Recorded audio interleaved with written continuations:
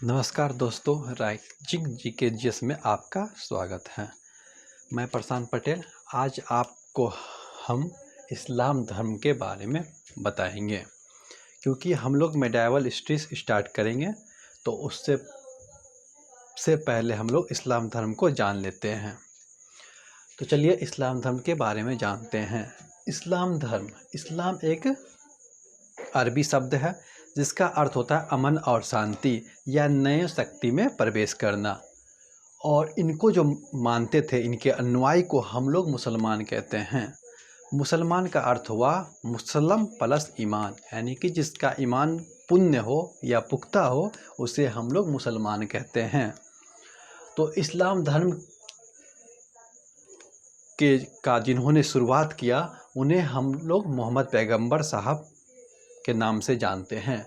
मोहम्मद पैगंबर साहब का जन्म 570 ईस्वी मक्का में हुआ था। मक्का कहाँ है? तो सऊदी अरब में। तो मोहम्मद साहब के दादा जी का नाम अल मुतल्लिब, इनके पिताजी का नाम, मोहम्मद साहब के पिताजी का नाम अब्दुल्ला। मोहम्मद साहब का जब जन्म हुआ था उनसे पहले उनके पिताजी का देहांत हो गया था। इनका पालन पोषण इनके चाचा अब्बू तालिब ने किया था। इनके माता का नाम अमीना, इनके पत्नी का नाम खदीजा। जब खदीजा का विवाह इस मोहम्मद पैगंबर साहब से हुआ था तो उस खदीजा एक विधवा थी। पुत्री मोहम्मद साहब के फ़ातिमा का जिससे शादी हुआ था उनका नाम अली था, यानी कि मोहम्मद साहब के जो दामाद हुए अली हुए। ऐसे मोहम्मद साहब के चचेरे भाई भी थे। तो इतना हम लोग जान गए। अब आते हैं मोहम्मद साहब का जन्म तो आपको पता है 570 मक्का में। मक्का कहाँ? सऊदी अरब में।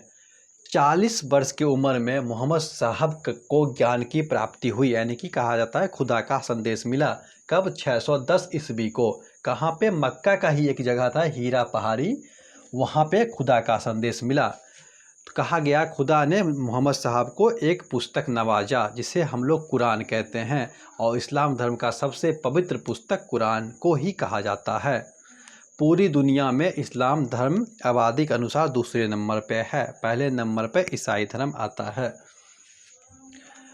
उसके बाद जब मोहम्मद साहब मक्का में उपदेश देने लगे, अपने विचारों को रखने लगे, तो कुछ वहाँ पे जो दूसरे प्राकृतिक को पूजा करते थे उन्होंने मोहम्मद साहब का विरोध किया। तदुपरांत मोहम्मद साहब मक्का से मदीना चले जाते हैं। कब? 622 ईस्वी को। तो 622 ईस्वी को जब मक्का से मदीना जाते हैं तो इसे हम लोग इस्लाम धर्म में हिजरी संवत के नाम से जानते हैं। मोहम्मद साहब का इंतकाल 632 ईस्वी में कहाँ होता है? तो मदीना में होता है। इस्लाम धर्म के 5 स्तंभ है। कलमा का अर्थ हुआ अल्लाह के अनुयायी, यानी कि एक ईश्वरवाद। और जो गैर मुसलमान होते हैं उन्हें हम लोग काफिर कहते हैं। नमाज, कहा गया प्रत्येक इस्लाम धर्म को मानने वाले दिन में कम से कम 5 बार नमाज पढ़े।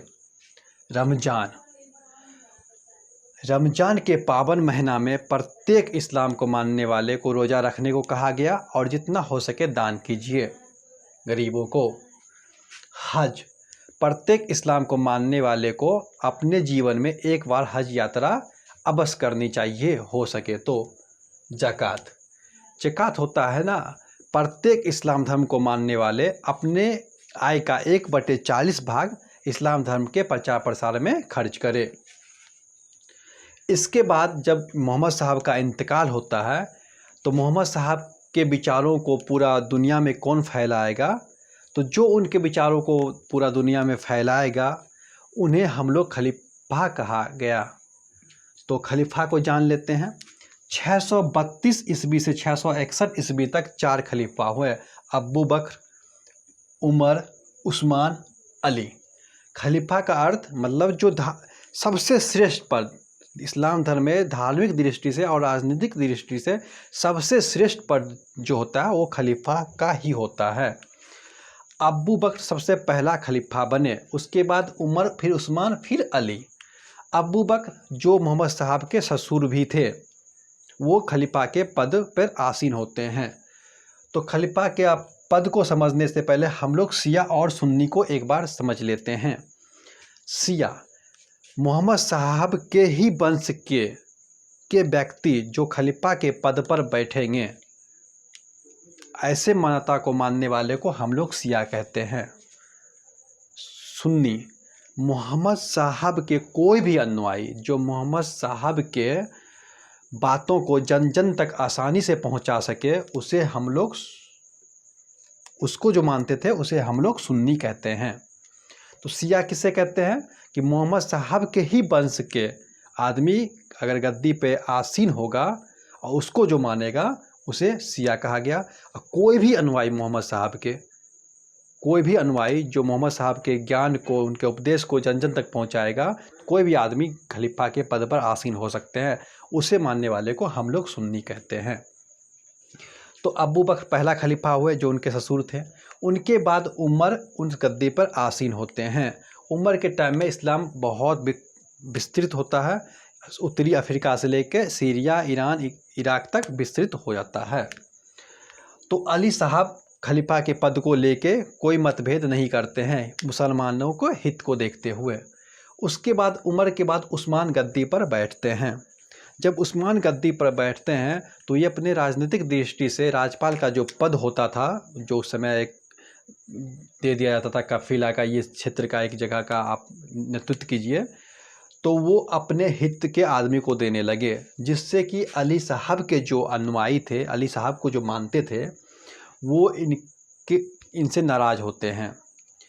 तो एक समय मिस्र में एक शस्त्र विद्रोह होता है। 1000 आदमी कहाँ चले आता है? तो मदीना चले आता है। और उस समय खलीफा का कोई संरक्षण नहीं हुआ करता था, आम लोगों की तरह खलीफा अपने उपदेश देते थे। तो मिस्र से जो आते हैं 1000 शस्त्र वाले लोग, उसमें से किसी ने उस्मान खलीफा की हत्या कर देता है। इसके बाद, इनकी हत्या के बाद अली साहब खलीफा के गद्दी पर विराजमान होते हैं। जब अली खलीफा के पद पर विराजमान होते हैं तो उस्मान के मानने वाले जो उस्मान को मानते थे, वो अली के विरोध हो जाते हैं और कुछ अली के सपोर्ट के भी रहते हैं। तो उस्मान के ही एक रिश्तेदार होते हैं जिन्हें हम लोग मुआविया कहते हैं। उनका और अली के बीच एक युद्ध होता है, कोई निष्कर्ष युद्ध का नहीं निकलता है। तो मुआविया का ही कोई एक समर्थन होगा या जो कि अली साहब की हत्या कर देते हैं। उसके बाद मुआविया सीरिया की राजधानी दमिश्क में उमैयद खलीफा का स्थापना करता है। कौन करता है? मुआविया। अली की हत्या के बाद मुआविया क्या करता है? सीरिया की राजधानी दमिश्क में उमैयद खलीफा का स्थापना करता है। ठीक है। तो उसके बाद उमैयद खलीफा का जब स्थापना होता है तो खलीफा का पद जो होता है वंशानुगत हो जाता है, यानी कि बाप का उत्तराधिकारी बेटा, बेटा का उत्तराधिकारी उसका बेटा ही बनेगा। इसके एवज में मुआविया का पुत्र यजीद खलीफा के पद पर आसीन होता है, लेकिन ये इस्लाम धर्म का दुरुपयोग करने लगता है। जब इस्लाम धर्म का दुरुपयोग करता है, ये हम नहीं कह रहे, ये शिया के जो मानने वाले जो लेखक थे, इतिहास लिखने वाले, उनके अनुसार हम बता रहे हैं। तो यजीद जो होते हैं वो इस्लाम धर्म का विरोध करते हैं, मतलब इतना विरोध नहीं करते, गलत यूज करने लगते हैं उनके धर्म प्रचार का। तो यजीद सोचते हैं ना कि हम अपने नीति को, जो उन गलत नीति चला रखे थे, उनको ऐसे आदमी से स्वीकृति दिला दे जिनका बहुत सारे मुसलमान अनुयायी हो और सारे मुसलमान माने। तो इस एवज में वो हुसैन इमाम से मिलते हैं। हुसैन इमाम कौन थे? अली के पुत्र थे। अली कौन थे? तो मोहम्मद साहब के दामाद थे, यानी कि अली हुसैन इमाम कौन होंगे? तो मोहम्मद साहब के नाती। इनसे स्वीकृति लेना चाहते हैं। तो ये गलत चीज़ों की स्वीकृति हुसैन इमाम नहीं देते हैं। उसके बाद करबला का युद्ध होता है 680 ईस्वी में यजीद और हुसैन इमाम के बीच में। तो कहा जाता है यजीद ने पानी उनी बंद कर दिया और 8 दिन में करबला का जो बस्ती होता है उसे उजाड़ दिया। और इसमें इमाम हुसैन के जो एक 6 माह के पुत्र होते हैं वो सबसे पहले शहीद होते हैं, और 72 आदमियों के साथ इमाम हुसैन शहादत को प्राप्त होते हैं। तो इनके शहादत के जब इनको प्राप्त होते हैं तो मुहर्रम की 10 तारीख होते हैं। इस दिन शिया को मानने वाले मुहर्रम का त्यौहार मनाते हैं, जिसमें अपने आप को कोरा या अपने आप को दर्द देते हैं, क्योंकि वो इमाम हुसैन इमाम के शहादत को याद करना चाहते हैं। तो ऐसे भी मुहर्रम जो होता है इस्लाम धर्म का पहला माह होता है। अच्छा, सूफ़ी समझिए, सूफ़ी क्या होता है कि जो संगीत से, प्रेम से अल्लाह को प्रसन्न करे उसे सूफ़ी कहा गया। 200 वर्ष तक शिया सुन्नी में झगड़ा चलते रहता है, उसके बाद सूफ़ी संपदा आता है। उसके बाद देखिए उमैद खलीफा का जो काल होता है 661 से 750 शासन ईस्वी तक शासन करता है। कौन? उमैद खलीफा। उमैद खलीफा जब शासन करता है, उसके बाद जब इसके गलत नीतियों के विरुद्ध जो मानने वाले होते हैं, अबू बकर के जो समर्थक होते हैं खलीफा, जो उनको ज़्यादा मानते हैं कि नहीं दुरुपयोग हो रहा है, वो क्या करते हैं, उमैद खलीफा के पद से हटा देते हैं। उमैद खलीफा के जो वंशज होते हैं उनको पद से हटा देते हैं। तो खलीफा का पद लास्ट में समाप्त कब होता है? तो 1924 को। 1924 को क्यों होता है?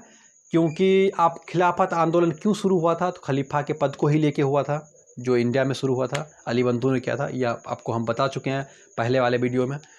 तो मुस्तफ़ा कमाल पाशा तुर्की के जो होते हैं वो क्या करते हैं, 1924 को खलीफा के पद को समाप्त कर देते हैं। तो 1924 के बाद खलीफा के पद समाप्त हो जाता है।